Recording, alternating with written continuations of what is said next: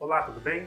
Meu nome é Danilo Lopes, eu sou da empresa Smart LED e hoje eu quero abordar um tema que eu acredito que é o que gera mais dúvida para quem está começando agora a trabalhar com iluminação em LED, que seria a especificação da fonte de alimentação. Então, se você está querendo iluminar uma sanca, um móvel ou um letreiro, uma fachada, que seja, você sabe especificar a fonte de alimentação que você vai precisar para tocar esse projeto? Ou melhor, você sabe o que é uma fonte de alimentação? Bom, se você quiser aprender um pouco mais sobre esse assunto, fica comigo até o final desse vídeo que eu vou te explicar um pouquinho sobre isso. Vamos lá?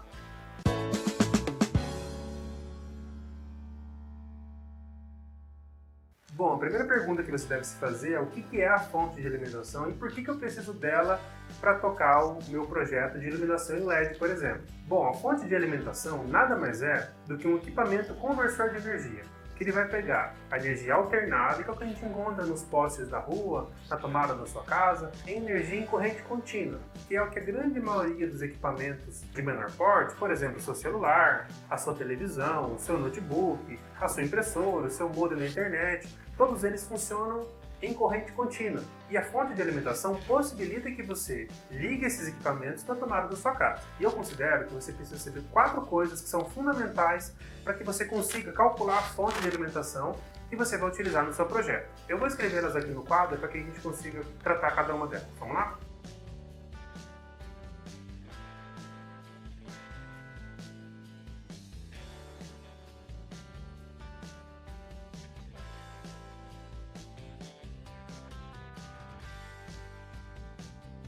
Bom, como eu disse, são 4 fatores importantes que você tem que levar em consideração na hora de escolher a fonte de alimentação que vai tocar o seu projeto. O primeiro deles é o tipo. Que tipo de fonte que você vai utilizar para tocar o seu projeto? A primeira pergunta que você tem que se fazer é: eu vou utilizar essa minha iluminação em uso interno ou em uso externo? Ou seja, ela vai tomar sol e chuva, ou ela vai pegar só poeira, ou ela vai ficar abrigada. Tendo isso em mente, você já consegue resolver a primeira questão. Existe no mercado, principalmente para uso em comunicação visual, onde você vai iluminar um letreiro, uma fachada e assim por diante, 2 tipos básicos de fonte, que seriam as fontes lacradas, esse aqui é um modelo muito comum que está tendo agora no mercado, e as fontes abertas. A diferença básica é que a fonte lacrada, como o próprio nome diz, ela não tem contato nenhum com o ambiente externo. Então, todo o circuito eletrônico fica imerso numa resina e isso possibilita que essa fonte possa tomar sol e chuva sem ter nenhum problema no seu funcionamento. As fontes abertas, elas possuem uma grade para dissipação do calor. Então todo o calor gerado internamente no circuito é facilmente eliminado pelos orifícios que ela tem. Então obviamente esse é um tipo de fonte que ela não pode tomar nenhum tipo de umidade.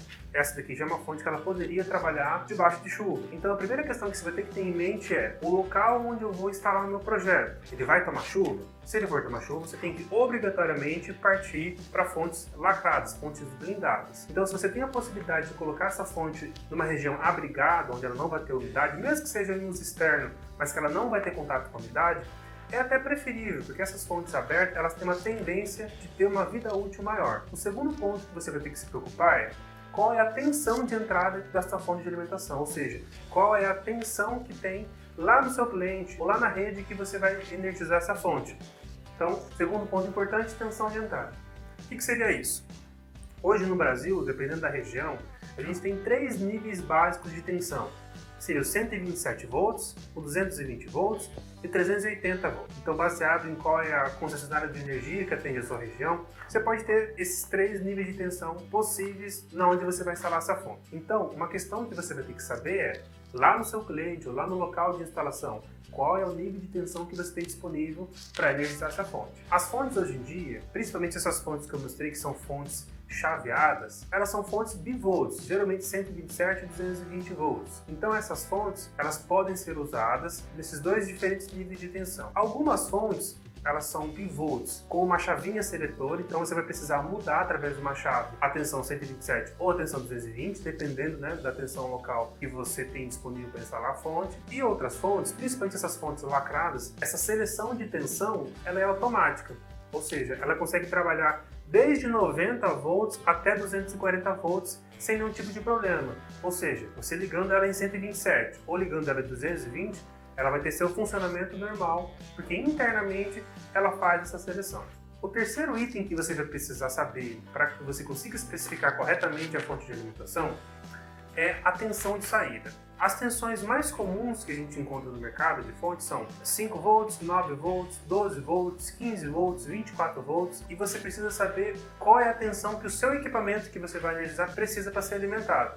Os módulos de LED e as fitas de LED, elas geralmente trabalham em 12 volts. Existem ainda alguns modelos que trabalham em 24 volts, mas eles são mais raros. Os modelos mais comuns que a gente encontra no mercado são os modelos de 12 volts, tá certo? Então isso é bem tranquilo de você saber. O quarto item que você precisa se preocupar para conseguir especificar corretamente a sua fonte é a potência.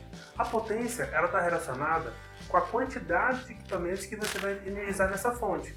Quanto maior o número de equipamentos, ou por exemplo, quanto maior o número de módulos de LED, ou quanto mais metros de fita de LED você for energizar, maior vai ter que ser a potência da sua fonte de alimentação. E uma questão muito importante, que vai estar muito relacionada com a vida útil que ele vai ter, é você sempre pensar numa margem de folga. Então, se você fez um cálculo que você vai precisar de 80 watts para energizar um grupo de módulos de LED, você não vai precisar de uma fonte de 80, você vai precisar de uma fonte um pouco maior para que você tenha uma margem de folga, para que essa fonte ela não trabalhe na sua capacidade limite. Como é que você faz para descobrir qual é a potência da fonte que você vai precisar para o seu projeto? Se você estiver trabalhando com módulos de LED, cada módulo de LED tem a sua potência especificada.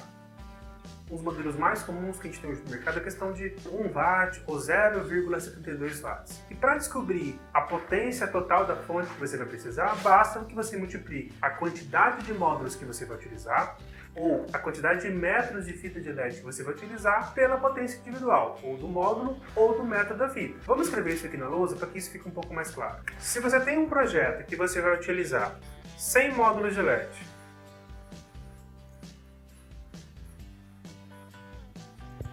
e você sabe, você verificou no seu fornecedor, que cada módulo de LED consome 0,72 watts.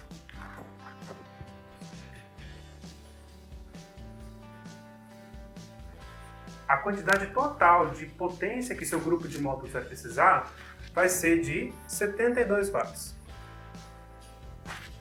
Correto? E lembra que eu disse que você precisa deixar uma margenzinha, uma folga, para que sua fonte ela não trabalhe no máximo da potência dela. Então, obviamente, a gente não vai especificar uma fonte de 72 watts, e muito menos uma fonte de 70 watts. Lembra que a potência da fonte ela tem que ser sempre maior do que a potência da carga que ela vai suprir. Então, se a gente viu que a nossa carga vai consumir 72 watts, e a gente vai colocar aqui uma margem de 20%, a nossa fonte vai ter que ter no mínimo 86,4 watts.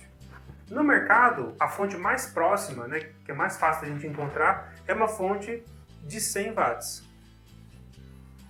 Lembra que não tem problema nenhum a gente colocar uma fonte mais potente do que a carga que ela precisa suprir. Então, por exemplo, se você descobriu que você tem 50 watts de potência para alimentar do seu grupo de módulos, só que você tem uma fonte de 100 watts no seu estoque, ou uma fonte de 120 watts no seu estoque, não tem problema nenhum você usar essa fonte para alimentar esse grupo de LEDs. Agora, o que não pode é o contrário. Se você tem 100 watts para alimentar e você tem só uma fonte que consegue suprir 50 watts, se você tentar alimentar esse grupo com essa fonte, fatalmente essa fonte em pouquíssimo tempo vai estragar, ou ela nem vai ligar, dependendo da fonte. No caso da fita de LED, aqui a gente deu um exemplo para um módulo de LED. No caso de uma fita de LED, que é mais comum para você iluminar móveis ou para você iluminar sancas de gesso, é você saber quantos watts aquela fita consome por metro. Essa informação você consegue facilmente na loja que você for comprar, no seu distribuidor que você for comprar esse material. A potência da fita ela costuma variar mediante o tamanho do LED e o espaçamento que um LED tem do outro.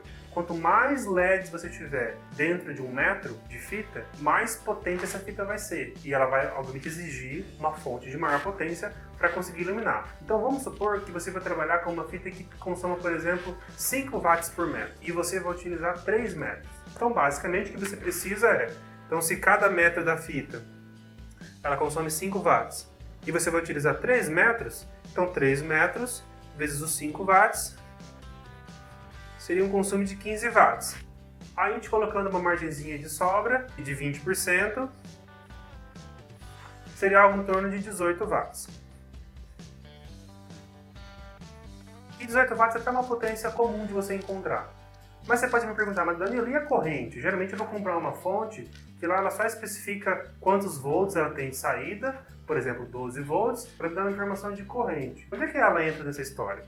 Bom, a potência e a corrente e a tensão, elas se relacionam entre si. Se na etiqueta da fonte ela te dá informação de potência e de tensão, você acha corrente. Mas se você tem a informação apenas de tensão e de corrente, você consegue achar a potência.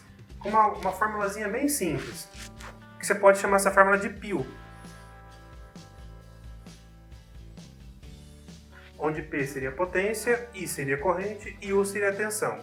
Então, por exemplo, numa fonte que ela tenha 18 watts e ela me forneça 12 volts de tensão, se eu quiser descobrir qual é a corrente que ela vai fornecer, é só isolar o I.